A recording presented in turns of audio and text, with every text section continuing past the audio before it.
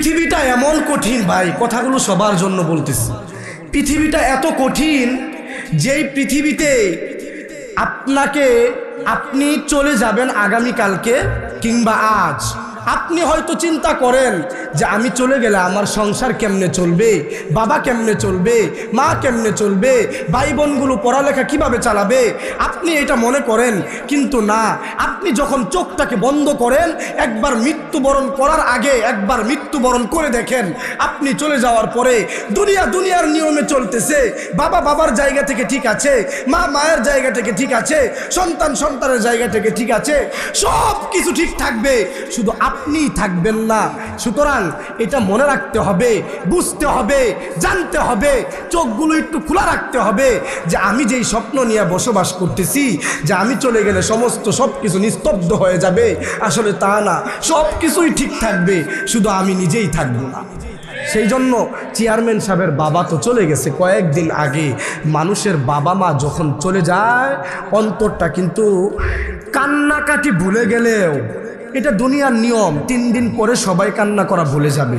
আপনার মাও ভুলে যাবে, যেই মা আপনাকে জন্ম দিছে, যেই মা আপনাকে 10 মাস 10 দিন গর্ভধারণ করছে, যেই মা রাতের আধারে ঘুমাতে পারে নাই, পেটের মধ্যে লাথি মারছেন, যেই মা রাতের আধারে ঘুমাইতে পারে নাই, প্রস্রাব করে দিছেন, যেই মা না খেয়ে আপনাকে খাওয়াইছে, যেই মা না ঘুমায় আপনাকে ঘুম পাড়াইছে, ওই মা 3 দিন পরে চোখের কান্না ভুলে যায়। সুতরাং এই পৃথিবীতে আমাদের আপনজন যারাই আছে, আমরা যখনই চলে যাব আমাদের আপনজনরা সবাই ওই 3 দিনই কান্না করবে, তার চাইতে বেশি না।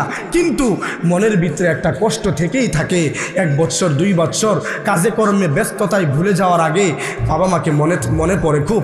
সেজন্য চেয়ারম্যান সাহেবের বাবা কিছুদিন আগে মারা গেছেন, মনটা এখনো নরম।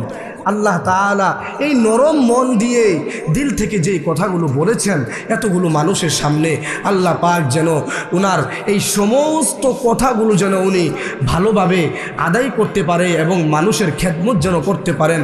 আল্লাহ পাক রব্বুল আলামিন যেন চেয়ারম্যান সাহেবকে সেই তৌফিক দান করেন, আমিন।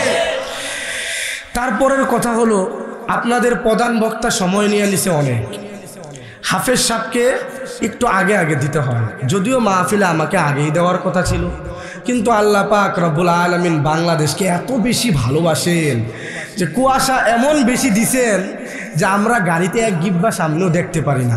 যেইখানে 27 কিলো রাস্তা লাগবে মাত্র 27 মিনিট কিংবা 20 মিনিট, সেইখানে লাগছে 1.5 ঘন্টা। টাইম মতো আসতে পারি না, আমারই ভুল। তারপরেও বক্তা আমার বসায় আনিছে আরও আধা ঘন্টা, কারণ উনি আমার বন্ধু মানুষ, কিছু বলাও যাইব না, আধা ঘন্টা বেশি নিয়ে গেছে। রাত হয়ে গেছে অনেক, বয়ান করার দরকার ছিল। কিছু কথা, যেই কথাগুলো সবসময় যুবক ভাইদেরকে বলি, সেই কথাগুলো বলার খুবই প্রয়োজন ছিল, কিন্তু এত রাতে এই কথাগুলো বলা হলো একরকম বিরক্তির কারণ হয়ে যাবে। যেই সময় কোনো কিছু মজা লাগে না, এখন মজা লাগবে কোরআন তেলাওয়াত করি, তারপর ইনশাল্লাহ আখিরি মুনাজাত করে দিব। আল্লাহ পাক রব্বুল আলামিন হযরত প্রধান বক্তা যে কথাগুলো বলে গিয়েছেন, এর আগে যে বক্তা বয়ান করেছেন, আমরা প্রত্যেকটা কথা প্রতিদিন আজকে থেকে মানার চেষ্টা করব ইনশাআল্লাহ।